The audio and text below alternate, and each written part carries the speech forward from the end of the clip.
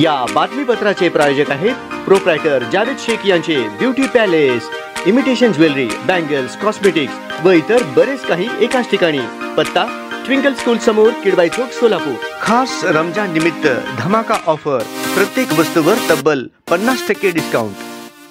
प्रेम विवाह केल्यानंतर पतीने पत्नीसोबत संबंध ठेवण्यास नकार दिल्यानंतर पत्नीने धक्कादायक कृत्य केलं आहे। शारीरिक संबंधाला नकार देताच पत्नीने पतीचं गुप्तांग कापल्याची घटना बार्शीत समोर आली आहे। तरुण यामध्ये गंभीर जखमी झालाय, तर या प्रकरणी महिलेला अटक करण्यात आली आहे। प्रेम संबंधातून एका महिलेने तरुणाला लॉजवर नेऊन शरीर संबंध ठेवण्यास लावले। यासाठी तरुण तयार नसतानाही बळजबरीने त्याला विवस्त्र करून गुप्तांगावर चाकूने वार करून जखमी केलं। तरुणाने दिलेल्या फिर्यादीवरून महिलेवर जीवे मारण्याचा प्रयत्न केल्याचा गुन्हा बार्शी शहर पोलीस ठाण्यात दाखल झालाय। याबाबत मिळालेली माहिती अशी की कमलेश काकासाहेब सांगळे, वय 24, राहणार शिरूर घाट, तालुका केज, जिल्हा बीड याचे मोबाईलचे दुकान होते। या दुकानात महिला कामानिमित्त आल्यानंतर त्यांची ओळख झाली आणि त्यांचे प्रेम संबंध निर्माण झाले। आधीपासून विवाहित असलेल्या महिलेने तरुणाकडे लग्नासाठी तगादा लावला, मात्र सांगळे यांनी नकार दिल्यानंतर ब्लॅकमेल केलं। महिलेने मार्च 2023 मध्ये तरुणावर शिवाजीनगर पोलीस ठाणे येथे बलात्काराचा गुन्हा दाखल केला। बलात्कार प्रकरणी त्याला अटकही झाली।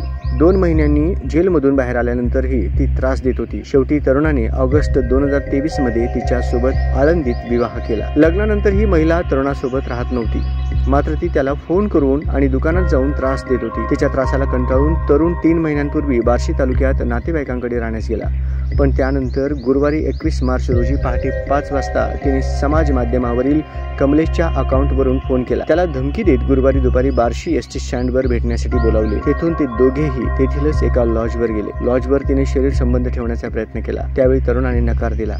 तरीही कमलेशचे कपडे काढत त्याच्या गुप्तांगावर चाकूने वार केले। या प्रकरणी महिलेला अटक केली असून तिला पोलीस कोठडी सुनावण्यात